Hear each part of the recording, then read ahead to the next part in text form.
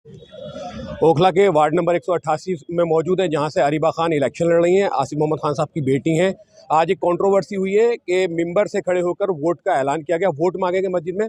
उसी पर रिएक्शन लेने आया हूँ आसिफ भाई की। आसिफ भाई, क्या कहना चाहेंगे उसके बारे में? ये बड़ी अफसोसनाक बात है कि आज जो तैयब मस्जिद है शाहीन बाग में, वो बड़ी प्रोमिनेंट मस्जिद है, बहुत बड़ी मस्जिद है। और पहले दिन से जब शाहीन बाग आबाद हुआ तो चंद जो पहले दिन से मस्जिद है उनमें एक तैयब मस्जिद है। और मस्जिद की एक कमेटी है, वहाँ इमाम साहब है। आज एक ऐसा इंसिडेंट हुआ कि जुमे की नमाज के बाद जब इमाम साहब खुतबे के लिए खड़े हुए माइक पकड़ के, तो वाजिद उठता है बराबर से, वाजिद आगे बैठा होता है और वो इमाम साहब को 50,000 रुपये की गड्डी देता है।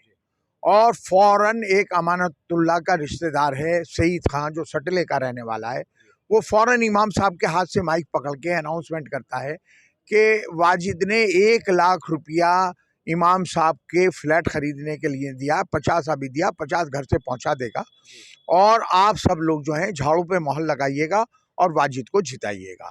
और फिर उन्होंने वाजिद की तरफ को माइक किया। इतनी देर में पब्लिक भड़क गई जो ग्राउंड फ्लोर पे थी। उसमें कुछ लोग, क्योंकि पहली बात तो वो जो कमेटी है वहाँ वो अनसोशल एलिमेंट मस्जिद में घुसे हुए हैं, कमेटी बना रखी है, आम लोगों को डराते धमकाते, लेकिन फिर भी काफ़ी बड़ी तादाद में, ऊपर तो वो पूरा वाक़या सुन नहीं पाए, फ्लोर 4-5 फ्लोर है उसका, लेकिन नीचे ग्राउंड फ्लोर पे अच्छी खासी हाय हुल्ला हो गया और वाजिद बैठ गया, बात ख़त्म हो गई। फिर नमाज के बाद मस्जिद से लोग निकले और बाहर ये 1 घंटे बाहर चर्चा हुई कि ये कोई तरीका नहीं है कि आप वोट मांगने के लिए और इमाम के हाथ में पैसे दें, और इस तरह से कमेटी ने अनाउंसमेंट किया, ये बहुत गलत है। होते होते हमारी बात तक पहुँची और हमने कहा कि इसमें तो ये कोड ऑफ कंडक्ट जो है और इलेक्शन की जो गाइडलाइंस है उसका वायलेशन है और इसके खिलाफ FIR होने चाहिए, वाजिद के खिलाफ और कमेटी के खिलाफ जिसने ये अनाउंसमेंट किया। अच्छा। हाँ, हम उसके बाद भी हमने इमाम साहब से कांटेक्ट किया और इमाम साहब हमें लगता है कि बिल्कुल इनोसेंट हैं। वो उनका ये कहना है कि चंद सेकंडों में ये सारे काम हो गए। वो उठा मेरे हाथ में, मैं ये नहीं समझ पाया ये किस बात के पैसे दे रहा है, और इतनी ही देर में सईद खान ने अनाउंसमेंट कर दिया। जैसे वो अनाउंसमेंट किया, वाजिद की तरफ को वो बढ़ाया, मैंने हाथ में से ले लिया। तो मुझे भी लगता है कि इमाम साहब तो इनोसेंट है, लेकिन इसकी टोटल जिम्मेदारी जो है वो कमेटी की है और कमेटी ने ये हरकत करवाई। आसिफ भाई, आपने एक मैसेज और दिया है, वहां पर आशू भी मौजूद थे और जो कैंडिडेट सीट पे हैं वो भी वहां मौजूद थे। सबने आपके सुर में मिला के बात की, इस पे क्या कहना चाहेंगे? देखिए, मैंने हमेशा जितने भी यहाँ लोग रहे, मैंने अगर आप सियासी तौर से आप हमसे लड़ाई लड़ेंगे या हम उनसे लड़ेंगे, तो ये हमारे ज़ाती झगड़े नहीं होते, ये पार्टी की पॉलिसीज़ के झगड़े होते हैं, हमारे सियासी एक वजूद की लड़ाई होती है। परवेज़ हाशमी 16 साल MLA रहे, मेरी उनकी लड़ाई जो है हमेशा रही। वो अपने वजूद की लड़ाई लड़ते थे, मैं अपने। वो ये कहते थे मैं लीडर हूँ इस एरिया का। परवेज़ हाशमी से मैं कहता था मैं लीडर हूँ। परवेज़ हाशमी को हमेशा खतरा रहता था कि मैं कभी हारा तो आसिफ मुझे हरा सकता है, इसलिए इसको थोड़ा सा किसी भी तरह से पब्लिक के बीच में इसकी कम अपीयरेंस रहे। तो जब मैं ये, इसलिए हमारी आशू से कोई लड़ाई नहीं है, हमारी आरिफ सैफी से कोई लड़ाई नहीं है, बाबर से कोई नाराज़गी नहीं है। अभी भी हम एक दूसरे से हाथ मिलाते हैं। ये इलेक्शन है और इलेक्शन जो है फ्रेंडली होना चाहिए, और आप अपनी पार्टी पॉलिसीज़ या आपकी क्या क्या काम है हल्के में, आपको वो पब्लिक तक पहुंचाने हैं और पब्लिक खूब समझदार है ना। तो इसलिए वो उनको भी वही एतराज़ था कि भाई आपने मस्जिद का कैसे इस्तेमाल किया। वो आए उस जगह, उस प्लेटफॉर्म पे, जब मैंने कोई एतराज़ नहीं किया। मैंने कहा भाई सभी लोगों का ये जिम्मेदार है, जो हमारी इबादत गाहें इनका एहतराम होना चाहिए, इनका ये इबादत गाहें या इबादत, और कम्युनिटी को, मुसलमानों को एक अच्छे मैसेजेस यहाँ से जाना चाहिए। अगर पैसा ही सब कुछ है तो कल को तो RSS अमित शाह भी हर मस्जिद में 10-10 लाख रुपए भिजवा देगा, तो क्या आप उनके लिए अपील करोगे क्या? तो आसिफ भाई, आपने एक बात और कही, अभी मैं आपका इंटरव्यू सुन रहा था कि 500 करोड़ रुपए कमा लिए। इस तरह के काउंसलर के में ये पॉसिबल है कि इतने सारे पैसे कमा लिए? देखिए, नहीं, मैं ये नहीं कह रहा कि इसने कमीशन में कमाए या कॉर्पोरेशन के किसी काम में घोटाला किया, मैंने कभी नहीं कहा। मैं ये कहता हूँ कि कॉर्पोरेशन का जो ज्यूरिसडिक्शन है उसमें जो खास काम था वो सैनिटेशन का था, इसने नहीं किया और ये नाकारा रहा अपने काम में। मैं इतना कहता हूँ, मैं कभी नहीं कहता ये कॉर्पोरेशन का पैसा खा गया। इसने कॉर्पोरेशन काउंसलर की आड़ में पूरे कंचन कुंज जो इसके हल्के में भी नहीं आता था, वहां से लेके जाकिर नगर तक 2-2 वार्डों में, 3 वार्डों में जितने भी डिस्प्यूट प्लॉट थे सारे इसने खरीद लिए कौड़ियों में। अच्छा। और ये ओखला का सबसे बड़ा बिल्डर है और बिल्डर एसोसिएशन का अध्यक्ष बताता है अपना आप को। और बिल्डर, जब मैं बिल्डिंग बनाने को बुरा नहीं करा, मैं बिल्डर को बुरा नहीं करा, मेरा ये कहना है कि जब बिल्डर जो अनऑथराइज कंस्ट्रक्शन करता हो वो आपकी नुमाइंदगी करेगा तो अब वो आपकी हुकूक की लड़ाई नहीं लड़ सकता, वो पुलिस से नहीं लड़ सकता, वो एडमिनिस्ट्रेशन से नहीं लड़ सकता, वो एमसीडी के अथॉरिटी से नहीं लड़ाई लड़ सकता, क्योंकि उसे 6-6, 7-7, 8-8 मंजिल बिल्डिंग अनऑथराइज बनानी है। जब चाहे पुलिस उसका चालान कर देगी, बिल्डिंग रुकवा देगी, एमसीडी आके हथौड़ा चला देगी। उसने खुद भी पुलिस को पैसा दिया और खुद लोगों से दिलवाया भी। अच्छा।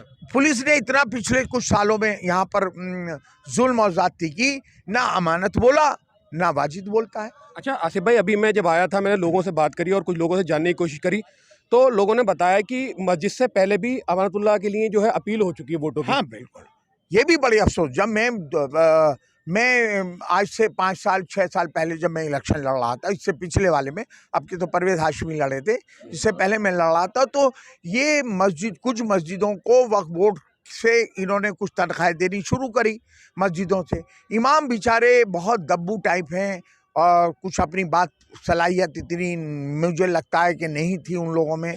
काफ़ी मस्जिदों से सिर्फ तनख्वाह के चक्कर में मस्जिदों से जुमे के दिन अनाउंसमेंट करवाया गया, अपील करी गई कि झाड़ू पे वोट लगाएं, अरविंद केजरीवाल को और अमानतुल्लाह को दें। लेकिन जब हम क्योंकि इलेक्शन सुबह को ही था और एक दिन पहले जुमा था, हम तक जब खबर पहुंची तो टाइम गुजर चुका था, सुबह के इंतज़ाम में हम लगे थे, हमको इस पर बहुत ज़्यादा कुछ नहीं कर पाए, लेकिन अफसोस बहुत हुआ था। लेकिन अब के हम अलर्ट हैं और वाजिद जो है अभी भी मेरे ख्याल से 4-5 करोड़ रुपया बांटने की फिराक में है। बिल्डर है, बहुत बड़ा बिल्डर है, बड़ा पैसा कमाया। अच्छा। तो मैं तो आपके चैनल से ये अपील कर रहा हूँ कि वो कह रहा है हम तो 5-5 हज़ार रुपये वोट पैसों से खरीद लेंगे, हमें कोई टेंशन नहीं है। तो मैं तो लोगों से अपील कर रहा हूँ कि सॉरी भीड़ लेके अमानतुल्लाह उसके पहुँच जाओ, वाजिद के 5-5 हज़ार रुपये ले लो। मुझे पता है वोट तो आप मुझे ही दोगे, अरीबा को ही दोगे, लेकिन उससे लूट लो जाते जाते, नहीं फिर हाथ नहीं आएगा। 500 करोड़ रुपए का है, 2-4 करोड़ रुपए वो बांटने के चक्कर में है, छोड़ना मत। अच्छा आसिफ भाई, मैं एक लास्ट सवाल करना चाहूँगा इसी कंट्रोवर्सी को लेकर। इसमें पुलिस का कुछ इन्वॉल्वमेंट रहा जब ये सब चल रहा था मामला, पुलिस वगैरह आई या नहीं? देखिए इसमें मसला क्या था कि अभी मैं आप थोड़ा बैकग्राउंड में जाना चाहता हूँ। अभी 20-25 दिन पहले एक गुड्डू अंसारुल गुड्डू है, बिहार का रहने वाला है, उसको इन्होंने एक यहाँ चैनल की डिबेट चल रही थी कालिंदी कुंज के पार्क में, उसमें उसने एक वाजिद से सवाल पूछ लिया सफाई के ऊपर।